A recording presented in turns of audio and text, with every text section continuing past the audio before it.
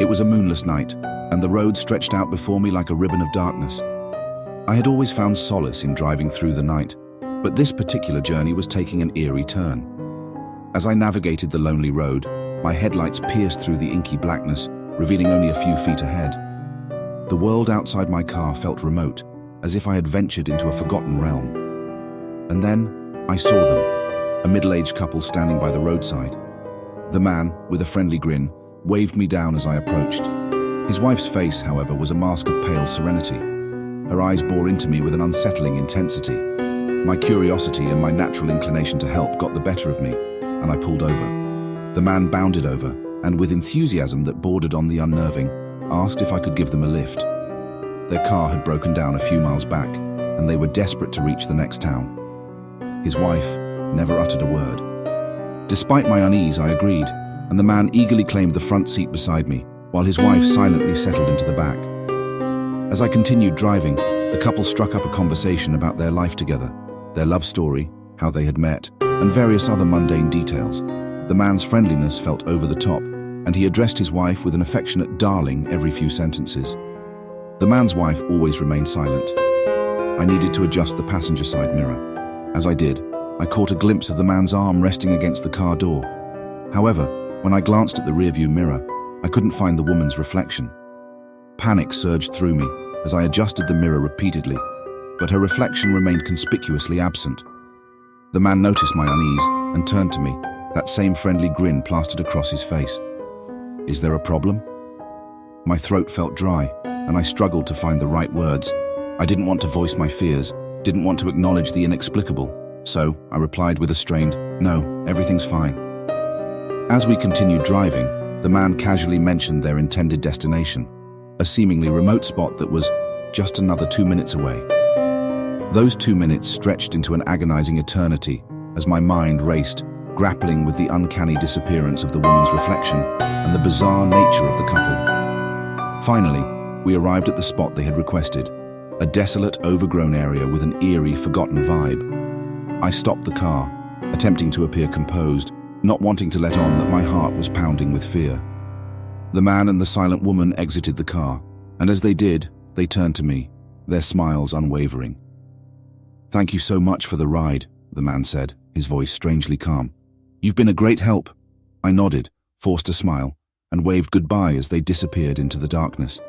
The moment they were out of sight, I slammed my foot on the accelerator, speeding away from that eerie place as fast as my car could carry me. I didn't dare to look back, didn't want to see anything I wasn't prepared for. When I arrived at my friend's house, I couldn't contain my unease any longer. I recounted the bizarre encounter to him, describing the couple and the eerie spot where I had dropped them off. My friend listened intently, his face growing increasingly pale. "Listen," he finally said, his voice trembling. "There's something you need to know. That place you mentioned, it was demolished years ago. It doesn't exist anymore. And the couple you described, they match the description of a couple from a cold case. The woman died mysteriously, and the police suspected the husband, who was assumed to be on the run and was never found." My blood ran cold as I tried to comprehend the implications of his words. Had I encountered the restless spirit of a murder victim and her elusive, possibly guilty husband that night? The eerie smiles, the unexplained disappearance, it all took on a chilling and sinister new meaning. To this day, I can't shake the memory of that chilling encounter on the dark road. I still wonder if I had unwittingly given a lift to the spirit of a woman seeking justice or closure, and whether her husband's elusive presence was a macabre reminder of a crime that had never been solved.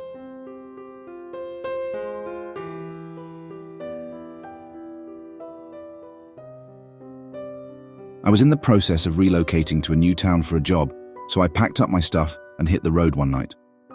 I was driving from Liverpool to Darlington, and as I ventured onto this road I'd never taken before, things got pretty weird.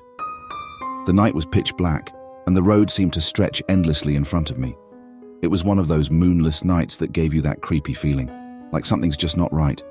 But hey, I've always loved late-night drives, so I wasn't about to let a little spookiness ruin it for me. As I cruised along, my car's headlights pierced the darkness, revealing the curvy, unfamiliar road. I heard some rumors about this stretch being haunted, but I brushed it off as local folklore, nothing to worry about. Then out of nowhere, the radio went haywire.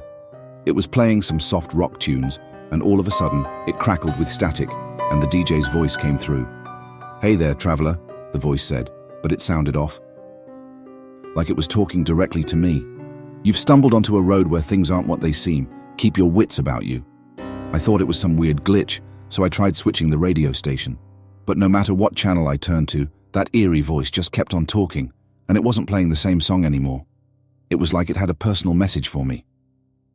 "You can flip through the channels all you want," the voice continued, "but you're in a loop now. This road doesn't play by the rules."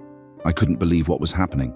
I considered turning back, but when I glanced in the rearview mirror, the fog had rolled in behind me, thicker than pea soup, swallowing up any chance of going back.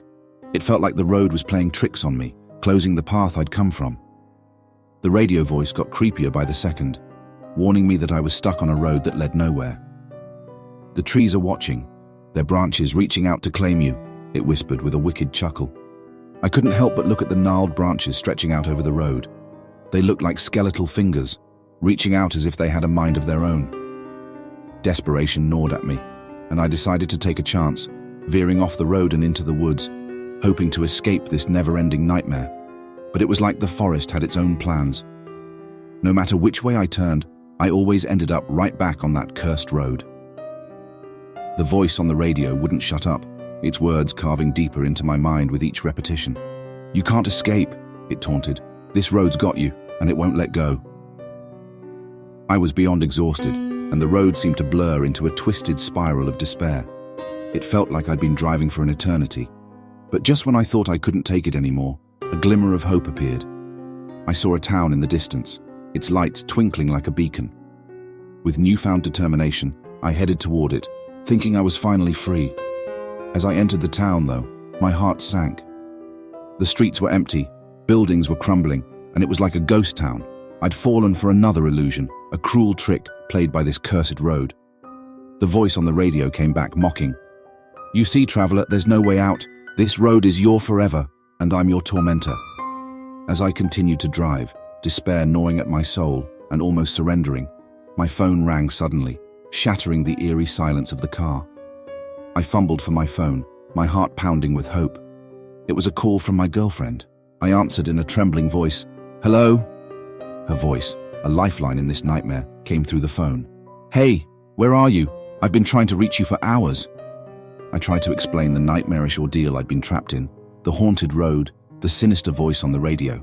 But her response was far from what I expected. She sounded utterly confused, asking, "What are you on about? Are you okay?" As I glanced around the car, something felt off. The familiar interior seemed distorted, and that's when it hit me. I realized that the car was indeed damaged. I must have been knocked out for ages, and as I looked around, it dawned on me that the entire experience had been a dream. Or had it? Confusion and disbelief coursed through me. I had been so sure that I was trapped on that haunted road, but now I questioned my own sanity. Was it all a dream, a product of my imagination? Or had I really been on that cursed road, at the mercy of a malevolent force beyond understanding?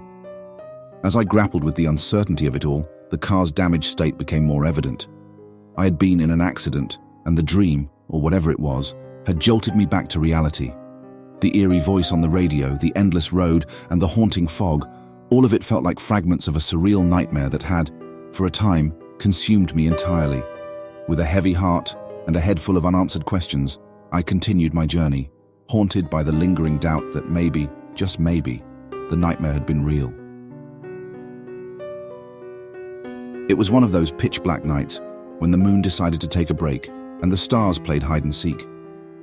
I was cruising down a desolate stretch of highway, alone in my trusty old car, with nothing but the eerie glow of my headlights to keep me company. A thick fog had settled in, wrapping the world in a ghostly shroud. I'd been on the road for hours, driving through endless miles of nothingness. My only solace was the low hum of the engine and the faint crackle of the radio playing some classic rock station. But then, without warning, the radio went silent. Static filled the airwaves, and I instinctively glanced at the dashboard, hoping for an easy fix. That's when I noticed the blue and red flashing lights in my rearview mirror. My heart skipped a beat, and a cold sweat broke out on my brow. I pulled over to the side of the road, wondering what I could have possibly done to attract the attention of a cop on this stretch of highway. The police car parked behind me, and the officer, clad in a dark uniform, approached my window. His face was hidden beneath the brim of his hat, and the shadows played tricks with his features. "License and registration," he demanded in a flat, emotionless tone. I fumbled through my glove compartment, trying to find the requested documents. The officer's presence was unsettling, like a cold wind blowing through the car. As I handed over my license and registration, I couldn't help but notice that his gloved hands were ice cold. He examined my documents with painstaking slowness, his eyes never leaving them. "You shouldn't be out here," he finally muttered, his voice barely more than a whisper. "What do you mean?" I asked, my nerves beginning to fray. The situation was taking on a surreal quality, like something out of a nightmare. The officer didn't respond, but instead, he seemed to gesture at something invisible in the air. It was as though he was trying to convey a message, but I couldn't decipher it. Eventually, he handed me a ticket for speeding, and his demeanor remained unsettlingly calm. "Slow down," he advised, before retreating to his car.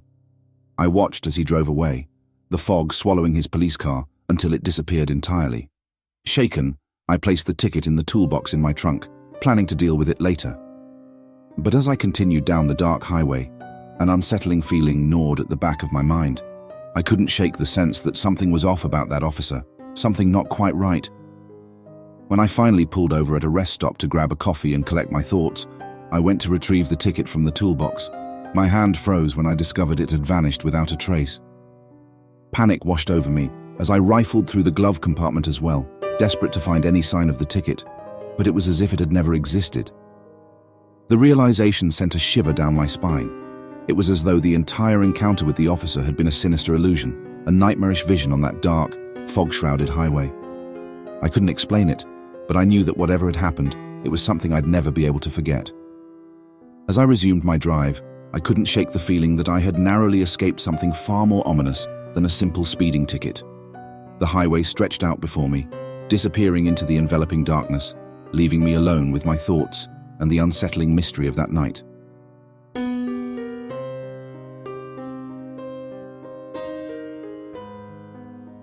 It was an autumn evening, and the fog hung heavy over the lonely road. I was driving alone, my headlights cutting through the mist like a solitary beacon in the darkness. The bridge was coming up ahead, and I'd been warned about it. The locals called it the Haunted Bridge. They said it was cursed, that anyone who crossed it during autumn nights risked encountering spirits. I didn't believe in such superstitions, but as I approached the bridge, an unsettling chill gripped me. The atmosphere grew eerier, the fog thickening to an impenetrable wall of white. My headlights illuminated the ancient stone structure, its arches looming like the skeletal fingers of a giant. The bridge was ancient, its stone pocked and weathered by centuries of wear and tear. Its history was shrouded in darkness, rumored to be the site of countless tragedies. But I needed to cross it to reach my destination, and I still dismissed the stories. As I drove onto the bridge, a profound sense of unease descended upon me, despite the warmth of my car's heater. The air inside the vehicle grew heavy, and I suddenly felt as though I were being watched. I tried to shake off the unease, attributing it to the eerie surroundings. Then it happened. My car's engine sputtered and died, leaving me in darkness, surrounded by the thick fog. Panic surged through me as I attempted to restart the engine, but it remained stubbornly silent. I was stranded on the haunted bridge. I reached for my phone to call for help, but the screen displayed no service. I was utterly alone, in the middle of nowhere, with no way to contact anyone. I felt a growing sense of dread, as if the bridge itself had come alive, ensnaring me in its malevolent grip. Just as I was contemplating getting out of the car to assess the situation, I heard it. A faint, mournful wail that seemed to echo from the very depths of the bridge. It was a sound of profound sorrow, a cry of anguish that sent chills racing down my spine. I peered out the window, searching for the source of the eerie sound, but the fog obscured everything. My breaths came in shallow gasps as I realized I was not alone on the bridge. Shadows moved in the fog, indistinct forms that seemed to coalesce and dissipate like ethereal phantoms. I strained my eyes, trying to make sense of the shapes, but they defied comprehension. And then, from the fog, a figure emerged. It was a woman, her long, flowing gown tattered and soaked, her hair a wild tangle of ebony. She glided toward my car with a grace that seemed impossible on the uneven stone surface of the bridge. My chest felt like a drum, beating a frantic rhythm as I watched her approach. There was something undeniably wrong about her, something that sent a shiver of primal fear coursing through me. She reached my window, her face obscured by the mist, and she raised a ghostly hand as if beckoning me to lower the glass. I hesitated, my instinct screaming at me to drive away, to escape this nightmarish encounter. But something compelled me to obey, and I lowered the window just a fraction. The woman's voice, soft as a whisper, and filled with anguish, reached my ears. "Help me," she moaned, her voice a mournful lament. "Please, you must help me." I felt a strange mixture of sympathy and terror. "What do you need?" I managed to stammer, my voice barely more than a trembling whisper. The woman's eyes, black and hollow, fixed on mine. "I am trapped here," she whispered, her breath cold as ice. "For centuries I have wandered this bridge, seeking release from my torment. You must help me find peace." Before I could respond, the fog grew denser, enveloping the car in a suffocating embrace. When it finally lifted, the woman had vanished. My heart raced as I scanned the bridge, but there was no trace of her. I tried to start the car again, and this time it roared to life. Without a second thought, I accelerated off the bridge and onto the road beyond. The fog gradually dissipated, and the world returned to a semblance of normalcy. As I drove on, the memory of the woman's haunted gaze haunted my thoughts. I couldn't shake the feeling that I had encountered something otherworldly on that bridge, something that had transcended time and space. Days turned into weeks, and I couldn't stop thinking about the woman. I became obsessed with the bridge, returning to it night after night, hoping to catch another glimpse of her. But she remained elusive, appearing only in my dreams, where her mournful cries echoed in the darkness. One fateful night, I saw her again, standing on the bridge just as she had before. This time there was an urgency in her eyes, a desperation that pierced my soul. She beckoned me to her, and I couldn't resist. I lowered the car window, and her cold, ghostly hand reached in, touching my skin. The moment her hand made contact, a rush of memories flooded my mind, memories of a terrible tragedy that had befallen her centuries ago. She had been wronged, her life unjustly taken, and her restless spirit had been condemned to wander the bridge for all eternity. With a final, haunting cry, the woman's spirit dissipated, leaving me alone on the bridge, my heart heavy with the weight of her sorrow. The fog lifted, and the night air grew calm. I knew that I had played a part in granting her the peace she had sought for so long. I left the haunted bridge behind, forever changed by the encounter. It had been a journey into the unknown, a collision between the living and the dead, and as I drove away, I couldn't help but wonder if the bridge would continue to haunt the unsuspecting travelers who crossed its ancient stones, forever concealing its dark secrets in the shroud of the fog. Thank you for being part of our horror haunt. Don't forget to subscribe for more spooky tales. If you enjoyed this video, give it a thumbs up and share it with fellow thrill seekers. Comment below and let us know which stories you'd like to hear in the future. Until next time, take care.